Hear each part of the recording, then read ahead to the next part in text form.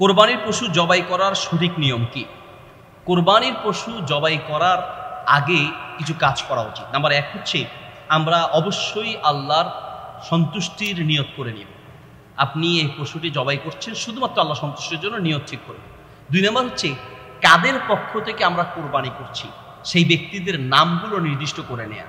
আমাদের দেশের মানুষ যেটা করে থাকে যে আমরা দেখি যে অনেক হুজুরে গিয়ে ভাই কার কার নামে কোরবানি হবে নামগুলো দেন। আসলে কারো নামে কোরবানি হবে না, একমাত্র কোরবানি হবে আল্লাহর নামে। কার কার পক্ষ থেকে কোরবানি হবে এটা আমরা জিজ্ঞেস করবো যে কার কার পক্ষ থেকে হবে। আমার দাদা অমুক, আমার বাবা অমুক, আমার চাচা অমুকের পক্ষ থেকে হবে। কার কার পক্ষ থেকে হবে এই নামটা নির্ধারণ করা উচিত, কারণ অনেক সময় জবাই করার পরে ঝগড়া লাগে, দ্বন্দ্ব লাগে যে আমি নিয়ত করছিলাম, আমার কথা বলো নাই কেন, অমুকের কথা বলো নাই কেন, তমুকের কথা বলো নাই কেন। এই জন্য উচিত যে কার কার পক্ষ থেকে কোরবানি হবে এটা মূলত আসলে পশু যখন আপনি ক্রয় করবেন তখনই নিয়ত করা উচিত যে আমরা কার কার পক্ষ থেকে কোরবানি করছি। এরপরে যিনি জবাই করবেন তার উচিত হচ্ছে যে তিনি জিজ্ঞেস করে নেয় যে কার কার পক্ষ থেকে কোরবানি হবে। আল্লাহর নামে কোরবানি হবে, আল্লাহ ছাড়া কারো নামে কোরবানি হবে না, শুধুমাত্র মুগমদের পক্ষ থেকে কোরবানি হবে।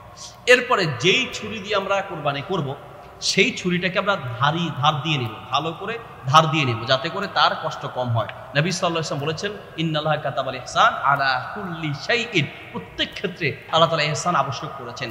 ছুরি যদি ধার কম হয় তাহলে পশুটার কষ্ট বেশি হবে।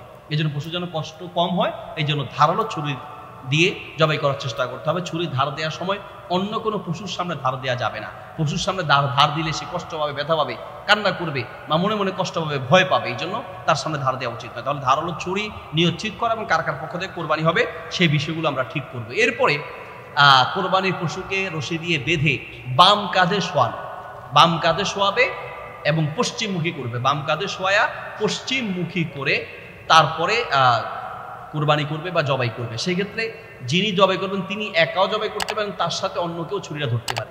কোন বরাবর জবাই করব এই ক্ষেত্রে চেষ্টা করব যে আমরা কারো কাছ থেকে জেনে নেওয়া যারা অভিজ্ঞ। সহজ সিস্টেম হচ্ছে যে কোন একটা পশুর কান টান দিলে এই কানটা ঠিক কণ্ঠনালীতে এসে যায়, কণ্ঠের গলার একটা উঁচু জায়গা আছে, ওই জায়গায় বরাবর জবাই করলে তখন রক্তনালীগুলো ঠিক মতো কাটবে।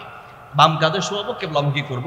এরপরে রক্ত প্রবাহিত হওয়া বের হওয়া শেষ পর্যন্ত অপেক্ষা করবো। আমরা অনেক সময় জবাই করার পর এটাকে ছুরি দিয়ে বারবার খোঁচানো, এটা কিন্তু আসলে মাকরুহ, এটা উচিত নয়।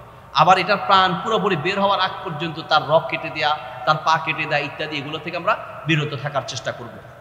কুরবানি পশু জবাই করার সময় আমরা দোয়া করব। দোয়া আর কিছু না পারলেও শুধুমাত্র বাংলায় মনে মনে নিয়ত করবো যে অমুক অমুকের পক্ষ থেকে আল্লাহ তুমি এই কোরবানি পশুটি কবুল করে নাও।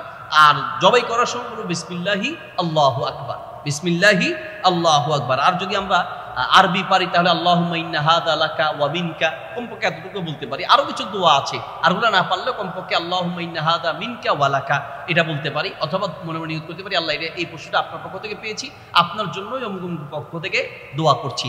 আল্লাহুম্মা তাকাব্বাল, যদি আরবি পারি তাহলে আল্লাহুম্মা তাকাব্বাল মিন্নি হলে আমার পক্ষ থেকে আল্লাহুম্মা তাকাব্বাল মিন্নি, আল্লাহ আপনি আমার পক্ষ থেকে কবুল করেন।